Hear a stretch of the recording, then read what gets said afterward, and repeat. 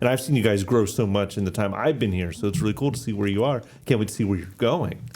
Thank you. Yeah. It's a journey, so stay tuned. Yeah. definitely Every a journey. cat and dog's life is, or rabbit, chinchilla, or hermit crab. So we just have to be willing to adapt and move with them, right? Willing to adapt Absolutely. and adopt. Another thing. We're going to start the episode with that. Lights on, mic check. What's happening with QAC next? Go behind the scenes with Bruce and Beth. The conversation shaping the county's future. This is the Open Agenda. Hello, everyone, and welcome to The Open Agenda, a podcast created to help connect residents with their local government and give a behind-the-scenes look at how things actually work here in Queen Anne's County. I'm Bruce Grove from QAC TV. And I'm Beth Malasky, Public Information Manager for Queen Anne's County. Through this podcast, we hope to help residents better understand how county government operates, introduce you to people doing the work, and talk about the issues that affect our community. Today, we're joined by Kelly Baker and Mason Long from Queen Anne's County Animal Services to talk about several topics regarding all our favorite fur babies, from adoption and fostering to unique events hosted by the county. We are excited to discuss how all these topics impact our residents and our pets. So let's jump in and get started. I consider this agenda open. Today, we have some very special guests from our Animal Services Department, a department that is so important to so many people because they're dealing with our most vulnerable, our animals. Yeah. So Mason and Kelly, can you guys introduce yourselves and tell everyone who you are? I'm Kelly Baker. I'm the Chief of Animal Services and Animal Control for Queen Anne's County. And I'm joined here today with Mason Long. You can tell everybody what you do. Hi, I'm the Volunteer and Outreach Coordinator for Queen Anne's County Animal Services. I'm in charge of the volunteers as well as outreach projects like events. Awesome. Man, you guys must have a fun office. It has to be like different every day, right? No 2 days are ever the same. Yeah. So obviously, a lot of people hear animal services and they think they kind of know what it is, but I bet you there's a lot more to it, which is why we wanted to dig in with you today. But Kelly, could you just start with the big picture of what is animal services and what does the team do? What's a day-to-day like? To basically talk about what the day-to-day is, I think we first have to understand what our mission is for animal services and what our goals are. And the main point of what we exist for is to improve the human-animal bond. And how we do that is through our day-to-day operations. And we facilitate that through our outreach. We facilitate that through, obviously, adoptions and intakes. But one of the main things that I think people probably don't understand is how hard we work for surrender prevention. When we have animals in the community that maybe are not doing so well or thriving in homes, we educate our public a little bit on some different advice we give them and different routines for that animal so that maybe they can stay in that home and keep that animal from coming into the shelter. One of the things that we actually have that works really, really well with us is that we have our behaviorist, and she's able to get on the phone with people who may be concerned that they may have to surrender their animal, and we can give them those tips and advice to keep that animal in that home and keep it from coming into the shelter. So is that someone that's in the actual building with you guys? That's correct. Yeah. Oh, wow. She's in several days a week. She not only works with all of our animals, but she works with those that we've already adopted animals out to. So she checks in with those families to make sure that they don't have any concerns. Again, just acts as our resource to make sure that we can provide all the tools necessary, again, to keep animals with people and keep it a really good and healthy environment. That's really cool. I never knew you guys. See, that's why we bring you guys on these podcasts. I didn't know we did that. But it's so neat to see now you guys doing that. But, animal services in this county also, it's come a long way. Yeah. And you guys are now a shining beacon of what animal services should be. It is a very rewarding position. I've been in animal welfare for 25 years, and where it started and where it's gone to and where we are today has been a roller coaster of a ride. And where it'll be 20 years from now will be incredibly interesting to observe and see where we continue to go. But we see so many more resources than what we had years and years ago. And I'm really excited for this county as we keep progressing forward and being able to, provide those resources. Yeah. Well, and I think most people just think of the shelter. So they think of animal services and they're like, oh, the shelter in Queenstown. But you guys do a lot of other things other than just having the shelter. So what are some of the other programs that you guys have there? So one of the things that we established back in 2022 is our TNR program. This was really to address our overwhelming intake of what we call feral cats or community cats within our county. And so we established this program, and essentially what that is we're taking those community cats, or again, feral cats, they're being brought to the shelter where we can perform TNR, which is trap, neuter, and release surgeries. We give them their rabies vaccines. We make sure that they're healthy. And, we also microchip them. And then we release them back to the environment that they are familiar with.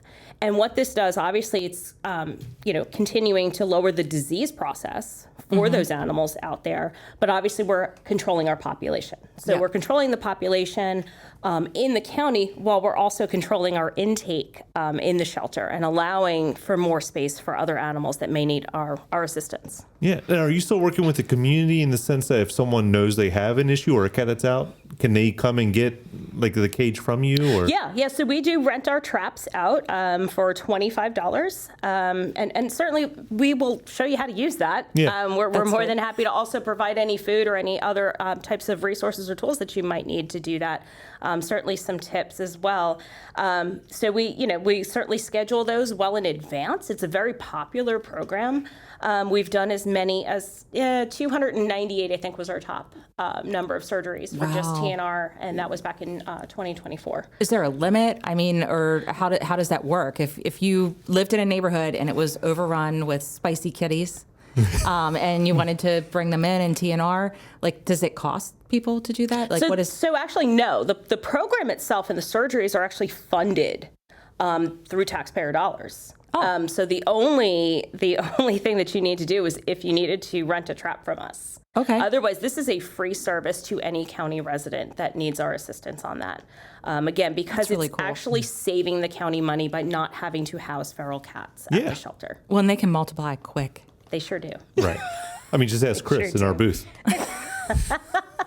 For those who don't know, Listen, Chris has about 40 cats now. And I have more for him. Oh, perfect. So that's not a problem. We're going to hook Chris up later with some additional animals. But so obviously TNR has been an incredibly popular program. We're also, again, talking about community engagement. This is something that Mason really does a fantastic job with, is really getting our message out there. Education is, again, key to keeping animals in homes, and happy animals in homes, and healthy animals in homes. So a lot of times we do a lot of preventative care.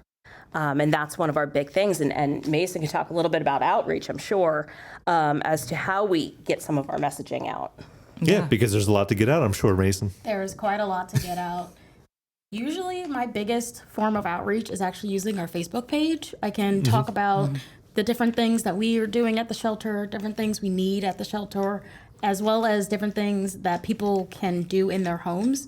I've recently been looking through some additional resources for things to help educate people on things like feline leukemia and feline AIDS. Oh, yeah. That was something that most people didn't actually know about. We actually had a couple of cats that were FIV positive, and I made some information about, like, informational posters about it, so that people that were coming in to volunteer wouldn't be afraid to interact with the cats. Oh, because good idea. they had pets of their own, and they're like, well, I don't want to get my cat sick. Right. And it was kind of a way of telling them, no, you can't get your cat sick with this cat. You can get this cat sick with your cats. It's an autoimmune condition where their immune system is just weaker, so they can get sick a lot easier. And it's only really spread through, like, interactions between the cats themselves. Right. The dander on the clothing is not going to do anything. No. Yeah, right. No, it does not. Yeah. So you talk about getting the word out, and you mostly use Facebook, because this is still very much a Facebook county. Yeah. But what other ways are you doing outreach? So other ways I do outreach is through a lot of events. So I'll go to different local businesses. We also work with some of the schools in our system as well to do things like vendor events where we're a little table where we just get to tell people about what we do. And if the location will allow it, I will bring along a cat or a dog. Obviously. Yeah, absolutely. Well, We this failed space today. would have allowed. We Oh, failed my today. goodness. We got that. All of the ones that would have let me do it were either eating or napping. And I didn't want to disturb their snacks. Oh, a napping cat Fair on the enough. table while we were talking would have been perfect. Yeah. That would have been We could just put one mic up, and you just hear them as they're like laying there all night. Well, what does a day-to-day look like for you? I mean, I'm sure it's not the same every day. That's probably the most interesting part. It's different every day. But what does a normal day look like for you? A couple examples. My typical day usually starts with emails. So many emails. I'm reaching out to people, I'm answering people, I'm scheduling people. So volunteer orientations, dog walking orientations, community events, making sure everything is still on schedule and on course, giving people some information about volunteering and other options of what they can do. And then usually also fending off the cat that lives in my office from trying to lay on my keyboard. That's usually like the that. biggest part Every of my email's like, day. bzzz. I've actually had a cat place an order before in my awesome. office. It actually placed it's funny because it actually placed the food order for the shelter. Nice. It did a good job. I did have to call and adjust it, but it did a fairly good job. But yeah, they're very fascinated with keyboards, so always fending off the keyboard. And then it usually kind of varies between doing volunteer orientations or just kind of walking around the shelter and getting to know the animals so that I can better publicize them, because a lot of the posts that I do help out with is for publicity for our animals. So there's actually a calendar on ASPCA that is just like all different pet related holidays, and I will use a specific animal. So like we had peanut butter day, and I took a specific dog that was obsessed with peanut butter. Like he just had peanut butter on his face 9 times out of 10 when I was interacting with him, and I'm like, where did you get this? But he loved peanut butter, so he was our little spokesperson for Peanut Butter Day. Aww. And just going around and getting to know them when I have the time to do so is always something I do. Very cool. And I'm guessing because you have peanut butter animals who get into peanut butter, maybe that's why you need so much help with Pet Pantry? Yes. Yes. Well, we talk a lot with what our animals need and what we give them in our shelter. But what is not necessarily understood so much is we also have a pet pantry. Now, our pet pantry is actually designed for the residents of the county. Mm-hmm. And it's a resource that we started, I don't even know the date. I think it was 22 that we started our pet pantry. And really what this is we're playing the middle person, but it's truly neighbors helping neighbors. People will donate that food to us so that we can facilitate it and make sure that it goes out to the people in need. Oh, wow. And again, this is another resource to keep animals in homes. Yeah. Obviously, economic times can be difficult, and that varies from household to household. And some people just need that little extra boost, in that maybe they don't have to worry about feeding their dog versus paying their light bill. So we can be there for any resident of our county by providing food when we do have it, litter as well. And this has actually worked out really, really well. So if anybody is in need, though, you do need to just contact the shelter. Let us know ahead of time that you're coming. You just get registered with us, and we're happy to provide that food, again, to the best of our ability. And Mason does a great job putting out those posts when our pet pantry gets low. In fact, we just had a major donation. Wow. And this way we're full again and ready to go. This worked out really well, considering all the snowstorms and the ice storm and everything that we had this winter. Oh, yeah. We made sure, knowing, especially with that ice storm, that the roads were going to be impassable for a lot of people. And so we started advertising that pet pantry about a week prior, probably before they even knew the weather was coming. We were ready to go. And we were able to provide that food knowing that those people they wouldn't be able to get out, and that everybody had food for their animals during that difficult time. That's perfect. So we were able to provide that for our residents. So the pet pantry's been really, really integral in keeping animals in homes as well. I love this community. It's They're it's so incredibly cool. generous. amazing. Yes. Everybody's been incredibly generous. And like I said, we just play the middle person, but it's really just neighbors helping neighbors. Right. That's awesome. Neighbors helping fur friends. Exactly. Yes. Well, and speaking of volunteering, so you were talking about volunteering a little while ago. So I go out to some community events as well. And that's one thing that residents ask about all the time is what kind of volunteer opportunities do we have in the county? So what kind of things do people do if they want to be a volunteer? Is it like the same kind of thing, or is there different type of volunteers that you take? What would they do? So volunteering actually is a pretty flexible program for us. So volunteers just come in and kind of take a gander around the shelter, and if they're interested in doing something, they can do it. So there's volunteers that come in and just do laundry all day long, or some that come in and help us clean our cat kennels, or just hang out with our cats and our dogs. cuddlers? Yeah, cat cuddlers. Those are absolutely most popular task for volunteers. That sounds right. Yeah. Yeah. Because you're just hanging out with them, you're getting them used to being around people, you're giving them snacks, you're playing with them, and you're keeping them as content and happy as they can be stuck in a box. And we make their kennels as comfortable as possible, but it's not as fun as hanging out with a person. And our volunteers give them that extra attention that our staff doesn't always have the time to give them. Oh, that's cool. And dog walkers? Yes, we have a new program with our behaviorist for dog walking, actually. It's getting revamped. So our old system is getting kind of expanded. So volunteers can do more with our dogs and actually help do some of the training with our dogs as well. Oh, that's fun. So could someone like come, they get a dog that they could take out for a walk, they could go to a beach, they could go to the trails, and they just take the pets with them? Yeah. Is that kind of how it works? That's correct. So what we have is that's called our doggy day trip. So yeah, essentially we have certain dogs that we know do well in cars. We're not gonna, we want to make sure we have a dog that's not gonna get sick in your vehicle. You see them turning around right away. Yeah, and so we have certain dogs that, because the staff does a lot of this work ahead of time and finds out who's going to be the best candidate. And so we do have a list of dogs at any given time that somebody can come in and they just have a day off, or maybe they want to go out on a trail, go to Terrapin Park. And they can stop by real quick, pick up a dog. We give them a little doggy bag to take with them that has treats and different things, different toys and relaxation methods in case that dog needs a break from the trail. But yeah, you can come and take a dog out for a doggy day trip. We offer slumber parties as well. Again, not to go back to the snowstorm because we're all wanting warmer weather. However, during our snowstorm was actually incredibly popular that we took, I think there were probably about 6 or 7 dogs that actually left the shelter to go out on a slumber party for the snowstorm.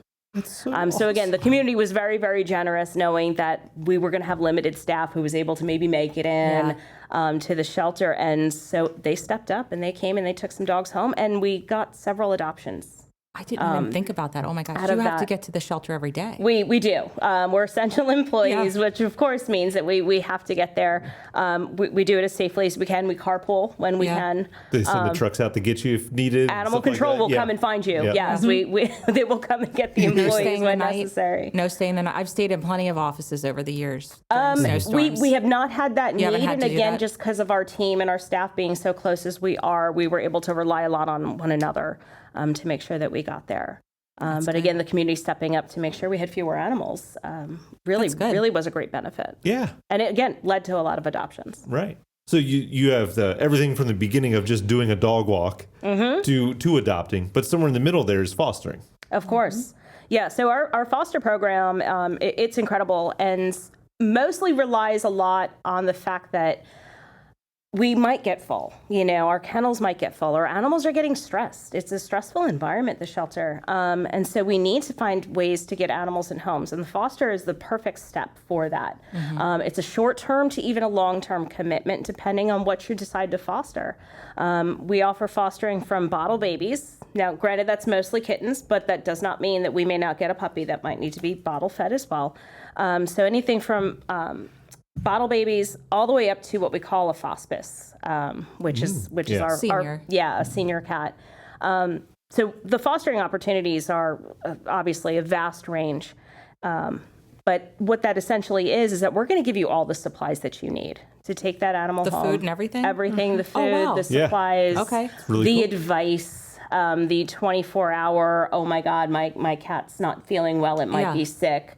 Advice. I take a lot of phone calls at 2 a.m. and that's okay because that's essentially what that is. You are going to get the round the clock support from the staff to make sure that you're comfortable with that animal being in your home. I did just touch on the fospice a little bit, so I'd like to get back to that.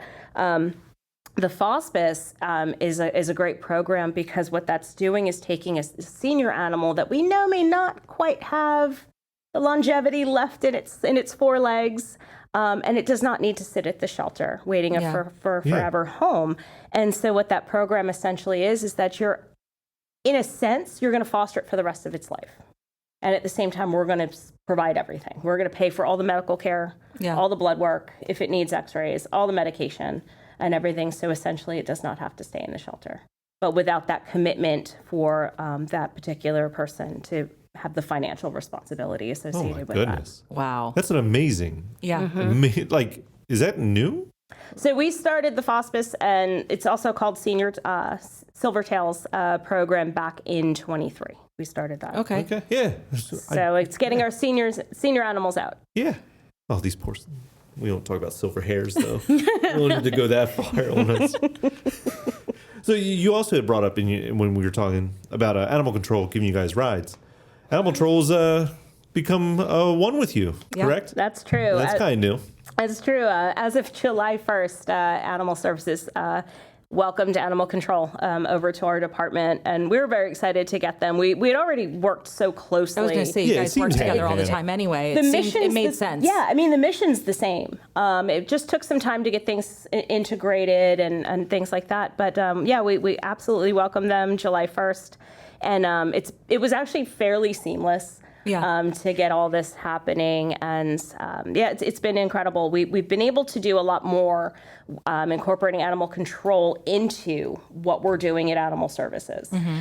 With that, animal control can deliver. When we talk about the pet pantry, they will mobily deliver Wow. food if necessary because they're already on the road anyway. And that's what I was So, wondering, because you yeah. were talking about the seniors that might be trapped or things in their 100%. home during the ice storm. Like, that's what I was kind of wondering. Well, do you bring anything to them? We have, or That's they'll, awesome. or they could bring again if it's a foster or something like that. The snowstorm was a perfect example. Hey, can you drop this medication off? They needed a refill, but they can't get here. Sure. So there are certain ways that we can get animal control involved in all of these things. The message of animal control is again very similar to that of Animal Services. It's all about safety, health, community, and support. We're trying to keep animals in homes as best we can if that's the right environment for them to be in. The other thing too that animal control plays a role in is some of these events. And we like animal control, especially the events where they go to school and talk to the young kids, because we talk about safety. It's not just safety for the animals, but we need to talk about safety for kids. Yeah. Sometimes maybe the kids don't know how to interact with animals appropriately, and some negative things could happen, or children get scared because maybe they go up and then we don't want kids afraid of dogs. We want everyone to love these animals. And so that's one of the things that animal control can do is go out there and they can educate the public as well about just proper care, the way to approach an animal. And learning body language of an animal even. So we've been able to incorporate them with our events as well. And it's been really, really successful. And, we're just trying to make sure that everyone understands the role of animal control. They're there for your benefit. They're there to help you. They're not there to take your animal from you. Right. They're there to improve it. That kind of seems like the theme too, like why it's such a good fit, because you really want to keep the animals in their home. Like that's the 100%. last resort, is having them taken from the home or having them surrendered to the shelter. Yeah, 100%. So they are a message board on wheels. Yeah. Essentially. So it's, like I said, was a seamless transition for them to come over and, again, be our, boots on the ground. Yeah, I did a ride along years ago with animal control. We're going to have you do one again. I would love to do another one. Okay, yeah. we'll set that up. But it was just so neat because it was like that. It was just trying to find the animal that needed help. And maybe it was like, you don't think it's the cat that just needed help in that moment, not the badger that has rabies. Like, that's not what they're hunting. No. Right. And not it was at all. eye-opening when I took the tour with them. I was like, oh, this is what you guys do. This is completely different than the perception I had growing up Yeah. of what animal control. So them being in schools, awesome. Yeah. They're not the dog catchers of the past. Right. Yeah. Right. Exactly. They're the animal welfare, guardians of the future. Oh, did you practice that? I just came up with that. That is awesome. I know. That needs to be on their shirts now. I can She's do so it. cool, right? Yeah, write that one down. That's got to be in your next post. I know I was going to say I'll forget it by the time I Okay. It's all right. We're recording. I was We're gonna say, recording. it's recorded. I'll listen back to Actually, I won't listen back to this. I don't like my own voice. You're going to listen back and you're going to love it. You've already subscribed. You're ready for the download. Okay. So we had talked about kind of what the day-to-day was like, but is there a moment or story that really sticks out to you at your time at Animal Services? Maybe it was a rescue or adoption or an event in your case. Mason? So the part that stuck out to me the most was when I first started, we were like in the heart of kitten season, and we got a bottle baby in that just would not stop screaming. And so I named her Shriek because that's what she was doing just the whole time. Yep. And I got to watch her grow up with the foster and just become this like actual cat that knew how to be a cat basically, and was just the sweetest, most loving creature that was like, hi, I've stopped screaming, but I will not get out of your personal space ever. And it was amazing just watching her go from this tiny creature that we weren't sure was going to make it through the night to this full adult cat that's loving life and living in a home with somebody that will never let her go anywhere without her permission. That's very cool. You saw the system work right there in front of your eyes. I got to watch it work. That's so cool. From the inside. Yeah. It was really cool to see. And knowing that I was the one that named the kid made it feel a little bit more special. Yeah.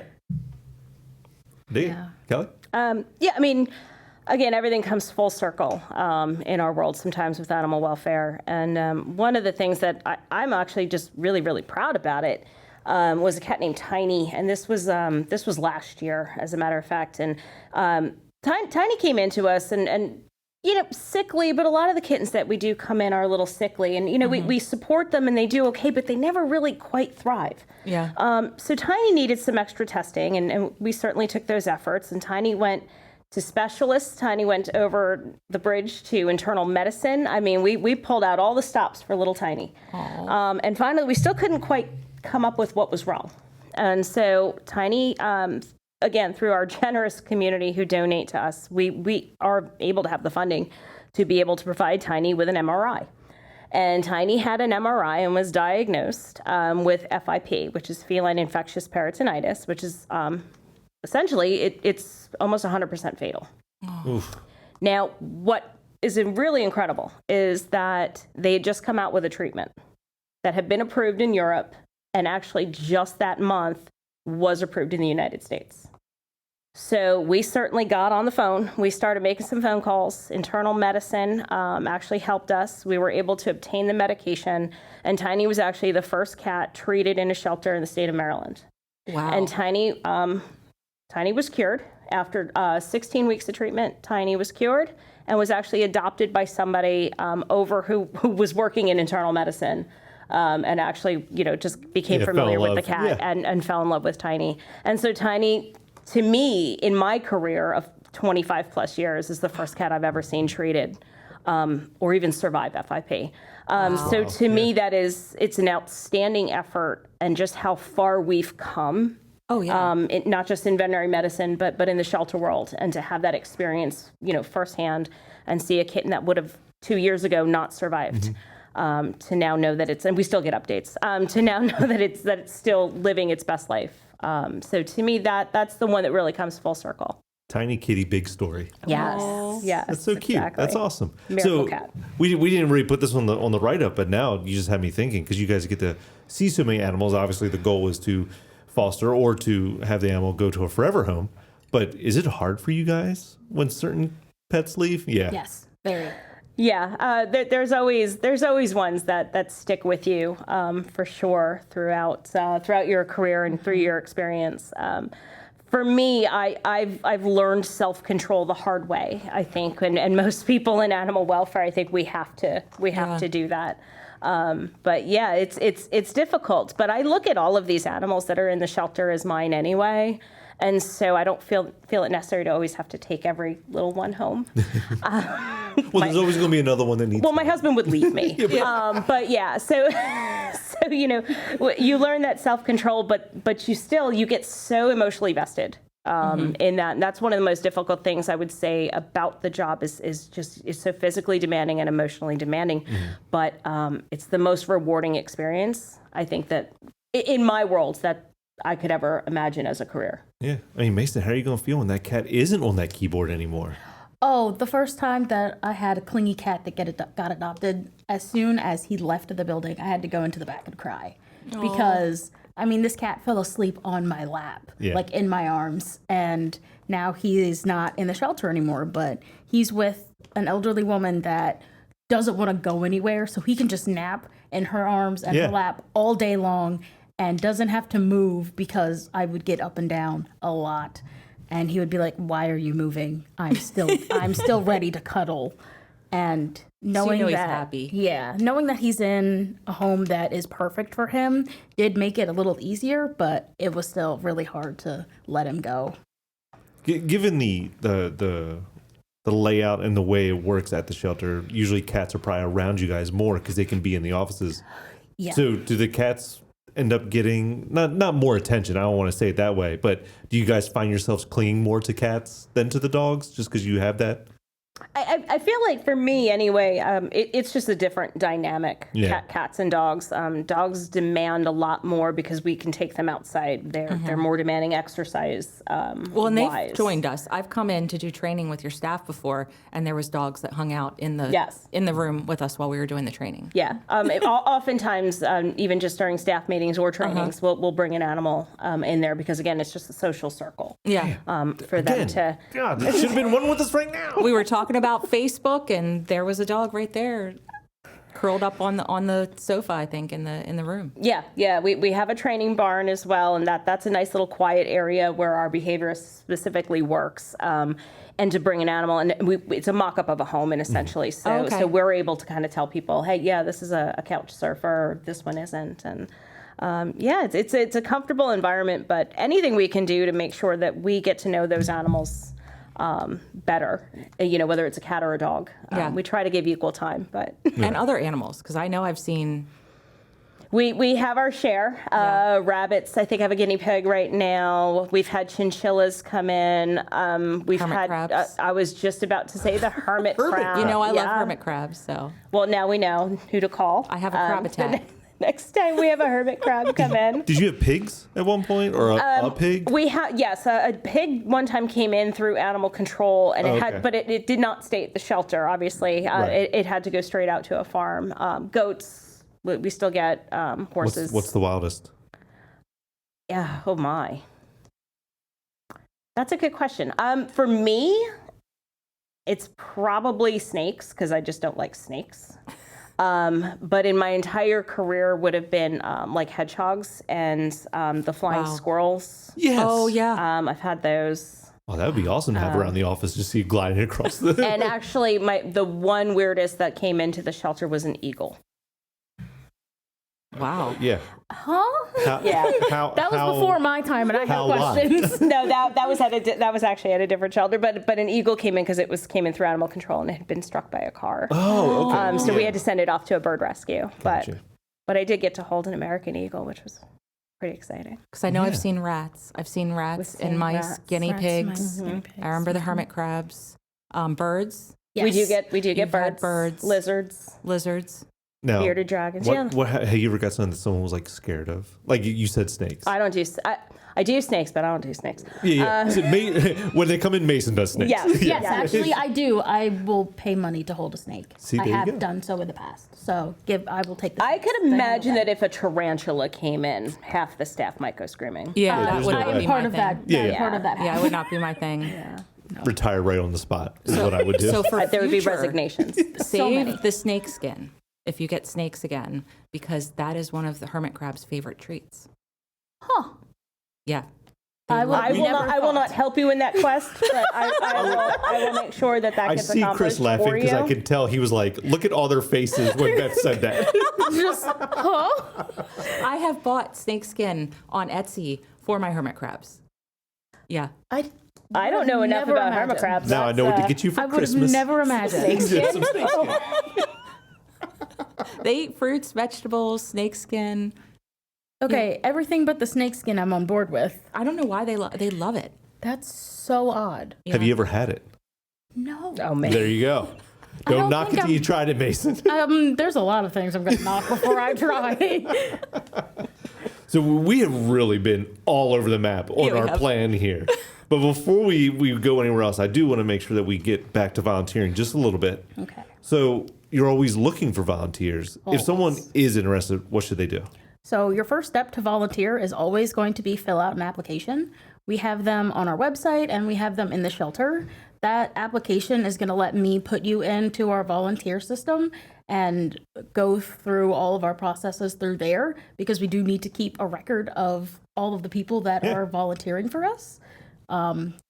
And after that, it's kind of a varying process. I do have people that just kind of want to talk to me about it first, or people that just want to dive right into the orientation and get started. But that application is going to be your first step to And age. volunteering. I know that's a question that comes across all the time. If it's high school students, middle school students, like what, is there an age limit or do they have to have their parent with them? Like what's the process for that? So for the age thing, our technical minimum age is 12 years old. Okay. But anybody under the age of 18 does need to have an adult with them at all times. So if you're under a certain age, under the age of 18, your parent or your guardian or an older sibling, honestly, has to fill out an application with you, and you have to stay with them at all times just for safety. And they can cat cuddle. Yes. We actually also have one young volunteer that is really, really into like treat making. So she'll like chop up these like really gigantic meat tubes that we have. I have no idea where you guys got those things. We get them from Chewy. That doesn't surprise me. Chewy has everything. Chewy has, Chewy has everything. not an official sponsor, but we'll give them a plug. And maybe they can give us a discount. Oh, I like that. that would be This lovely. episode brought to you by Chewy.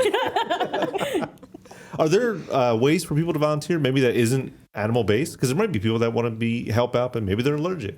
Yeah, actually, we have people that come in and do like filing for us. Oh, so cool. Yeah. our front desk staff kind of saves all of our files for any animal that leaves for like adoptions or transfers out. And that pile of paperwork gets really, really high. And we have a couple of groups of volunteers that like that's their thing. They just want to organize and file. So they do And no the snakes filing. required. No snakes And no required. snakes. Yeah. Yep. And they just file away. And then we also have some that are really into like folding and organizing our donations. So we get towels, blankets, comforters, dog, cat beds, all of that stuff. And their like goal in life is to make our donation area as beautiful as possible. And they honestly do an amazing job.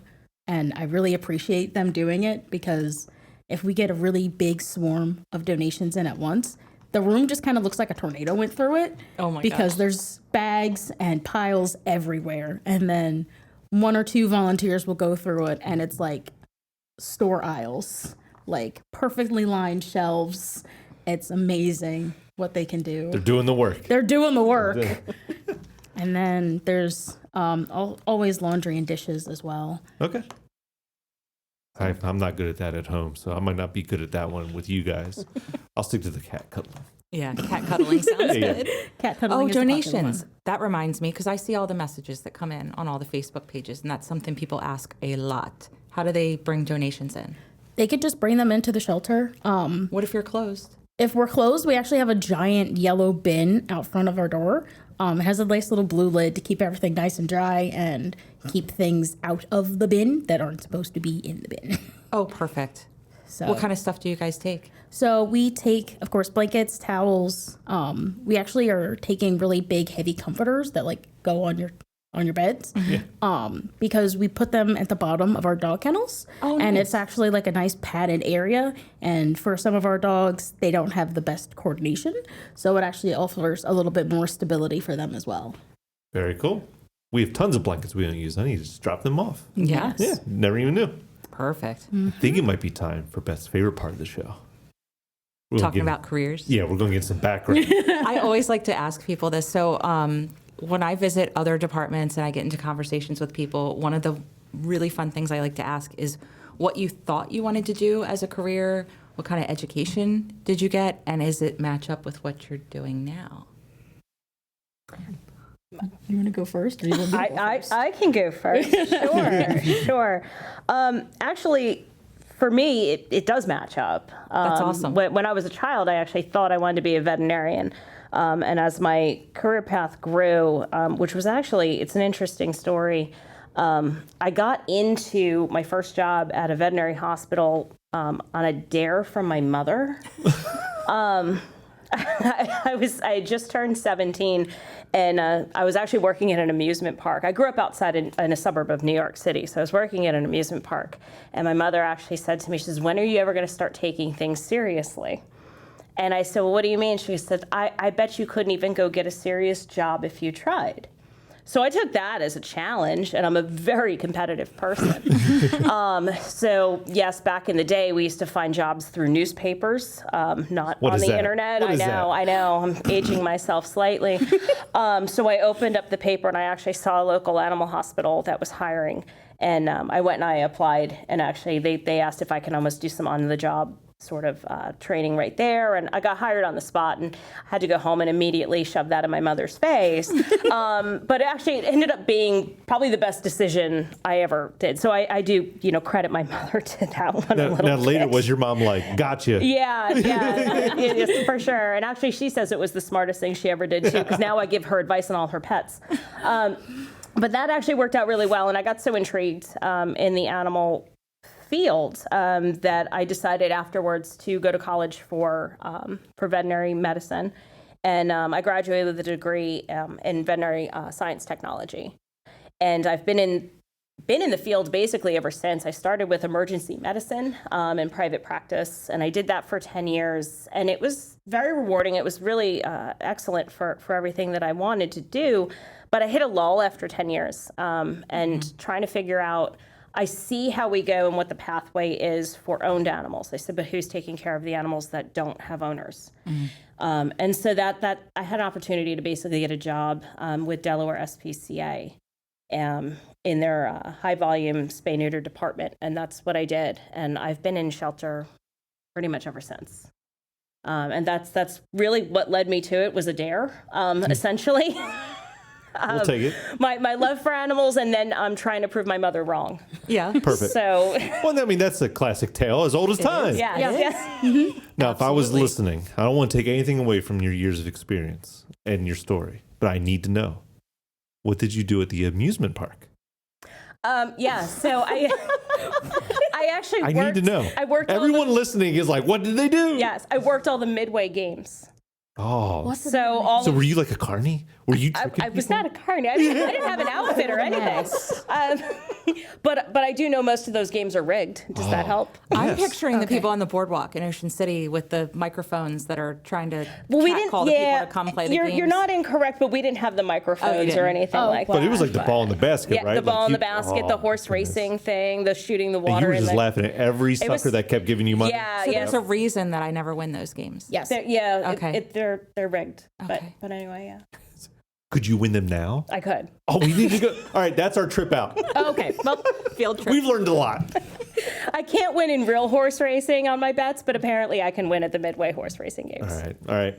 Field trip with the dogs. We're going to take the animals With with the us. animals. Yeah, obviously we're going to make it work related. Ocean City, here we come. Yeah.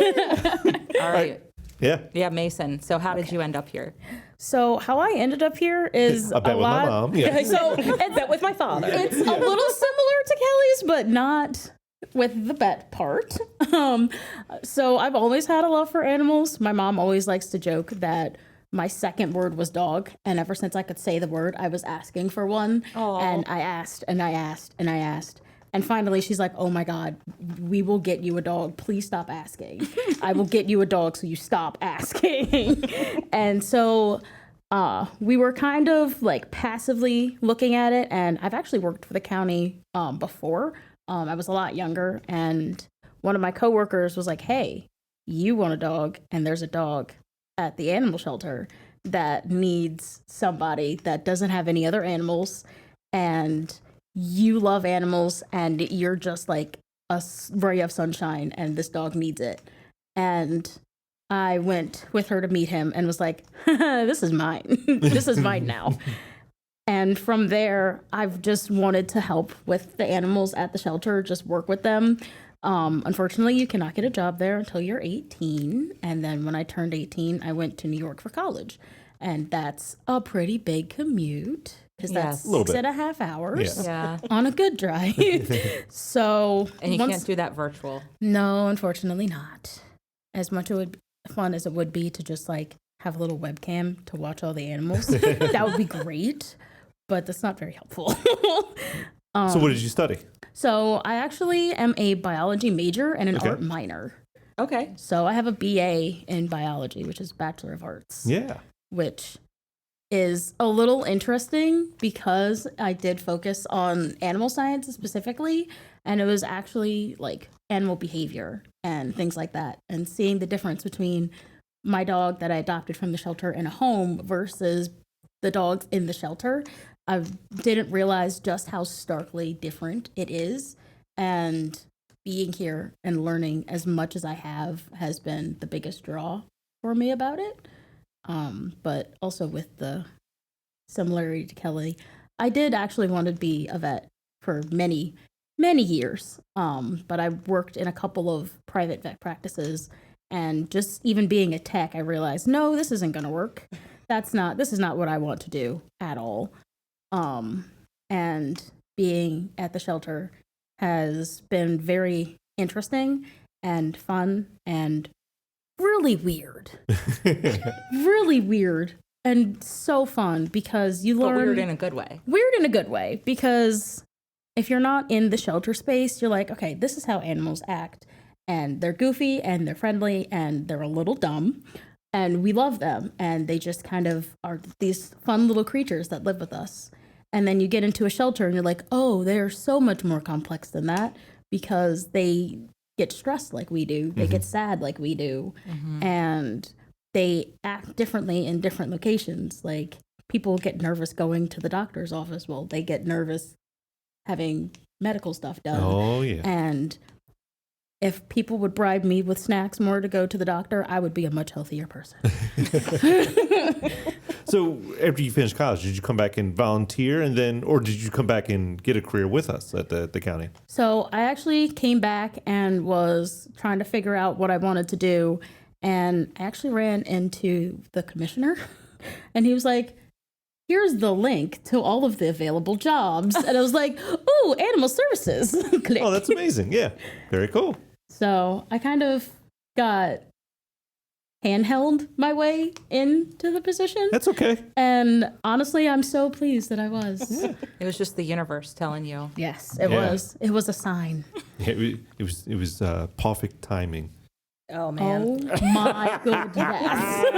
Yes. How long were you holding on Just to that like one? Kelly, it came right out. Don't put that one on a shirt, though. Okay, if someone is looking for a career, Kelly, what are some skills that you're looking for in your next hire? Yeah, I mean, for anybody who wants to work with animals, I think the number one thing is being flexible, being open-minded. You're dealing with beings that they're all different in their personalities, and I think it's almost the same as working with humans. Everybody's unique, everybody's complex. So I think that flexibility, the compassion, having a lot of patience, and just being dedicated to your craft, I think is super important.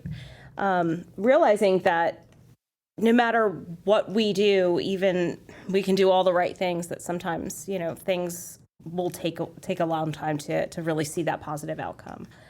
So working really, really hard, I think, is really, really important to that as well.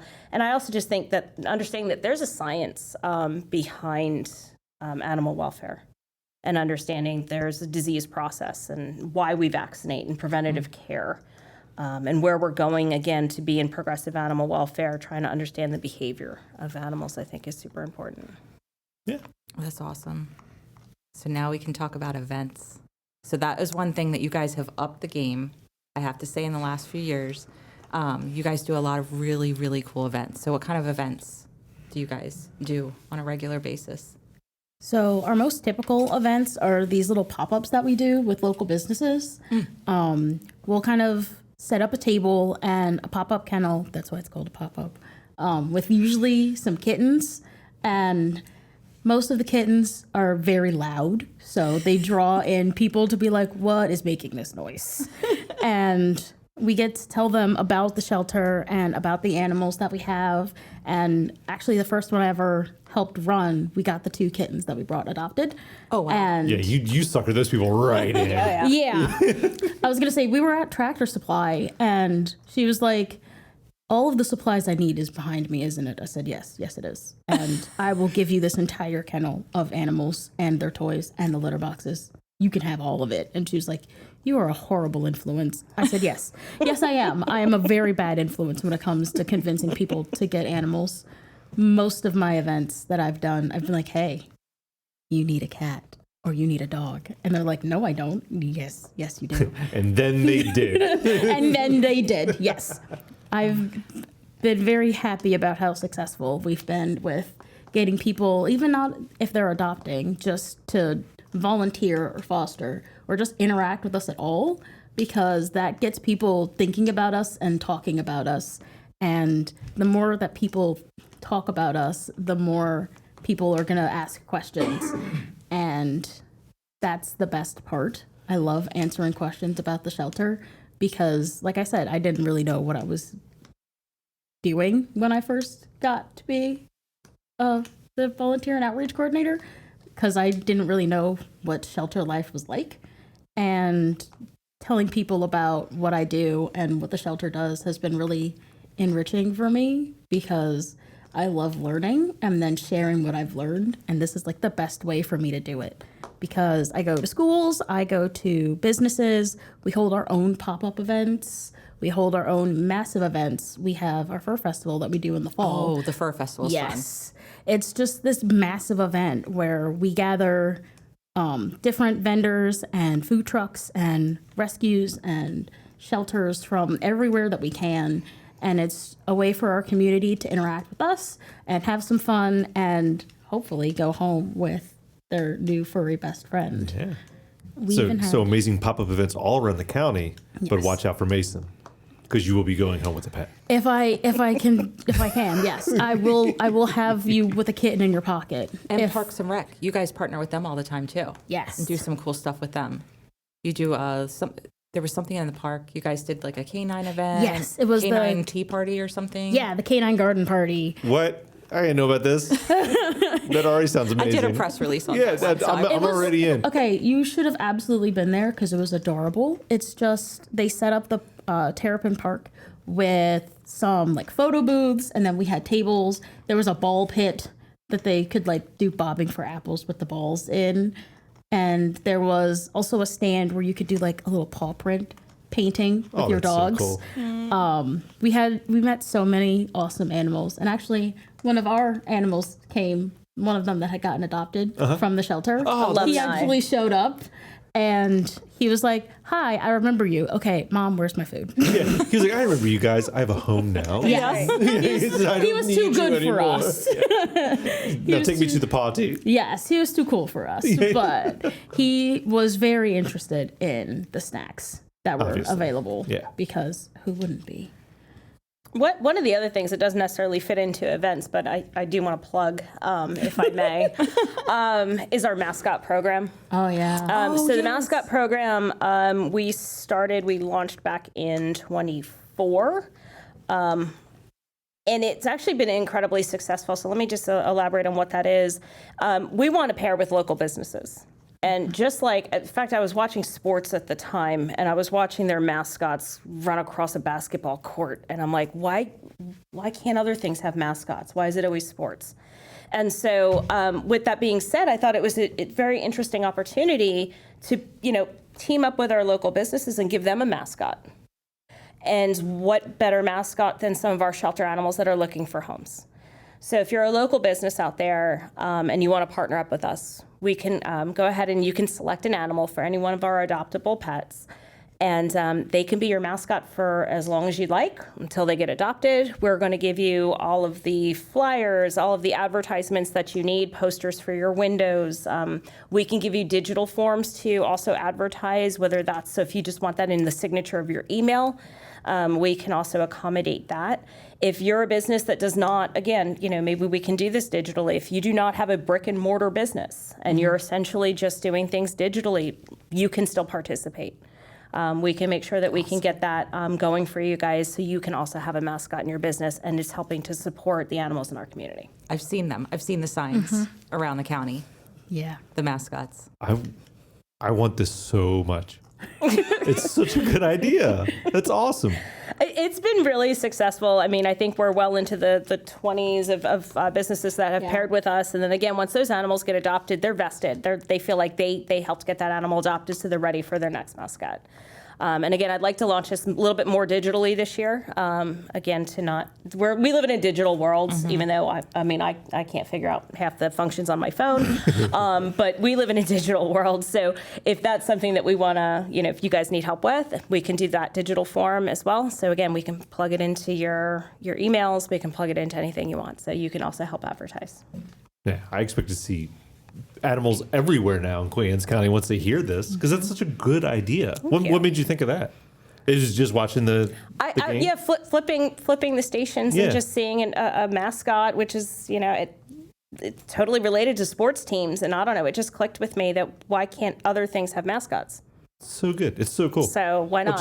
Just proof that there's neat things happening at Queens County Animal Services that aren't happening anywhere I'd also else. had a glass of wine. Hey, good ideas come from good ideas. That's all that matters. So I'm just saying, it could have been wine related. It was still a great idea. It's very fun to make the mascot posters. And if you have a local wine business, now you know that you can put a cat right on there. Get those wineries. Yeah, yes, get some wineries. I was going to say, we've worked with one of the wineries on Kent Island, and I'm going to be sending them some more information. Yeah. Awesome. I mean, there's nothing like a little basket of wine with a cat laying in front of it that's not going to just sell that wine like that. It's the perfect advertisement. Yeah, that's right. Or labels for their wine. Yeah. So we just talked about something really cool that a lot of people probably definitely don't know about, but what's one thing you wish every resident knew about animal services in general? Really, again, it's just about the main focus and what our goal is the human-animal bond. We're here to help you. We're a resource. We're not just a shelter. And that was the main message, really, that I wanted to get out there when I started is animal welfare has evolved so much. Shelters are not just there to, we're not just intake and adoption. We're there to help you every step of the way. Even we've talked about with the behaviorists too, do we start incorporating any type of even training classes or things like that? So we always want to make sure that the animals are healthy and happy, and that's what we're here to help you do. If you need any advice, if you need any tips, please call. We have an entire staff willing to help you. Yeah. And Mason, anything that you'd like to get out about maybe volunteering or your side of things? I would like people to know that it's not as cut and dry as they think things are with us. Again, with what Kelly was saying about we're helping you for every step of the way, even when that's like the hard stuff and the questions that you don't really want to ask, but you have to ask. It's okay to ask those questions. It's something that I personally learned that there's some questions that I didn't want to ask, but I asked anyway, and it was the most beneficial thing that I could have done. Yeah. Beth, any more questions for them regarding that before I ask them the hardest question of the day? No, I don't. I think I'm fresh out. All right, you ready for this one? Oh boy. It's going to be controversial, but you have to answer. Cat or dog? Oh. I'm actually considered a dog person, but I don't own a dog. I own 6 cats. Well, you might be a cat person now.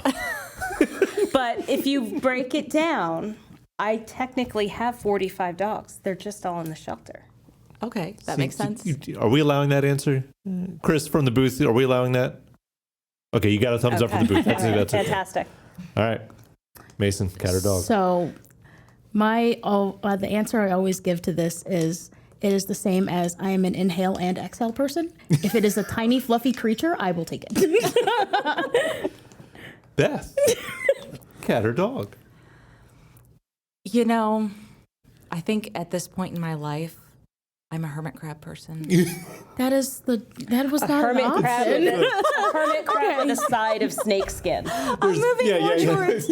I mean, there's a lot behind that story. We're going to have to do a whole episode just to unpack that answer. Yeah, I was gonna say that wasn't one of the options. They're very low key and low maintenance, and I'm moving into that time of life of like trying to simplify things and Fair. yeah.